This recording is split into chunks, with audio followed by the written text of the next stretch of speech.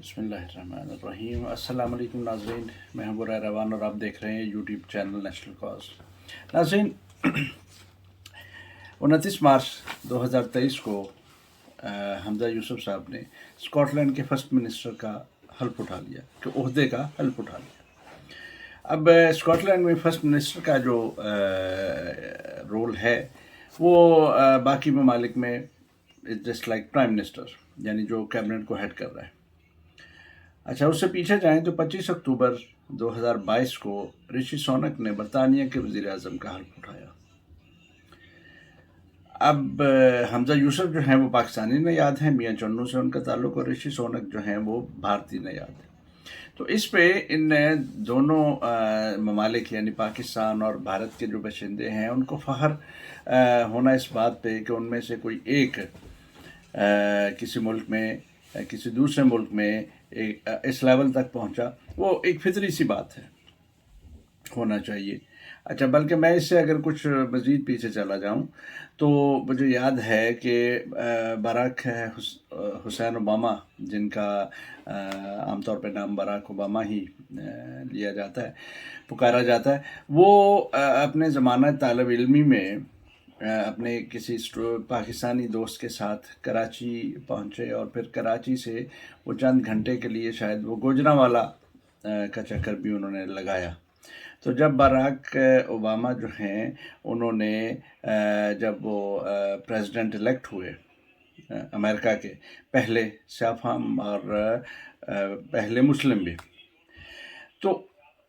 ان کی وہ وہاں پہ انتخاب جیتنے کی خوشی میں مجھے یاد ہے کہ گوجرانوالا میں بھی مٹھائی تقسیم کی گئی کہ جناب ہمارے سے کوئی تعلق ہے۔ اچھا، اب یہ سوچنے کی بات ہے کہ جب اس طرح سے ہمارے لوگ جو ہیں، ان دونوں ممالک کی میں بات کر رہا ہوں، کہ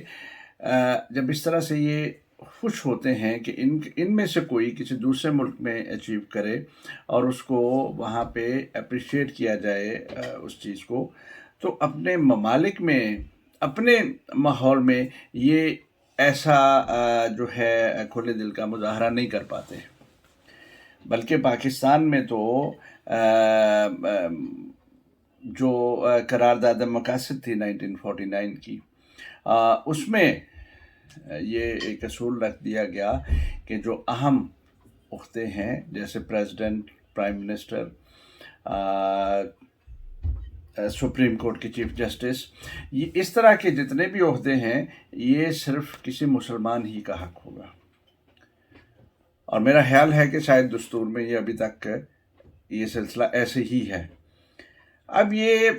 میں بھارت پہ تو اس وقت تبصرہ نہیں کروں گا، کیونکہ بھارت کے جو نظام ہے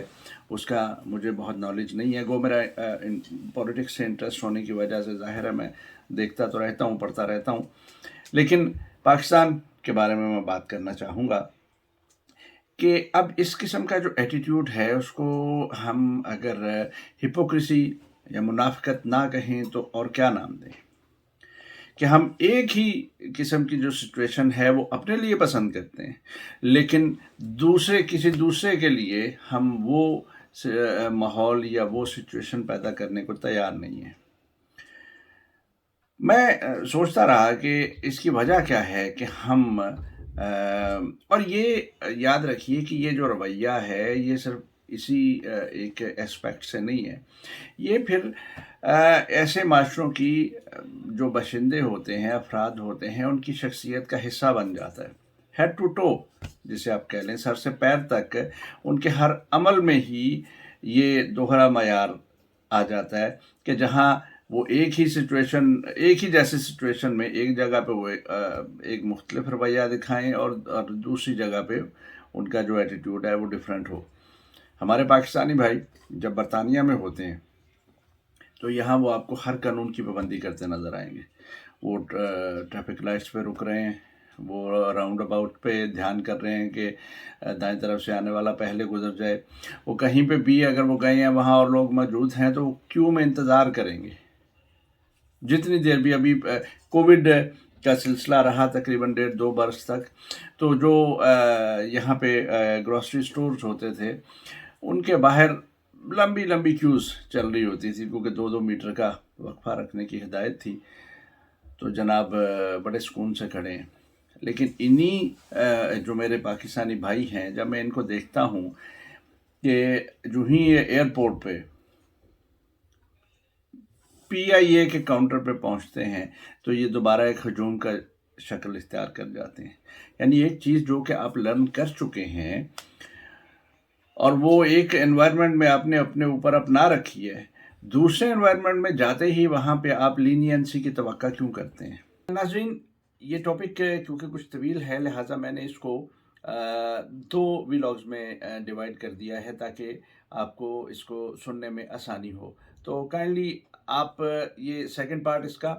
ज़रूर व्यू कीजिए और फिर अपनी राय से हमें आगाह कीजिए ताकि हम इस टॉपिक को डिस्कस कर पाएँ। शुक्रिया।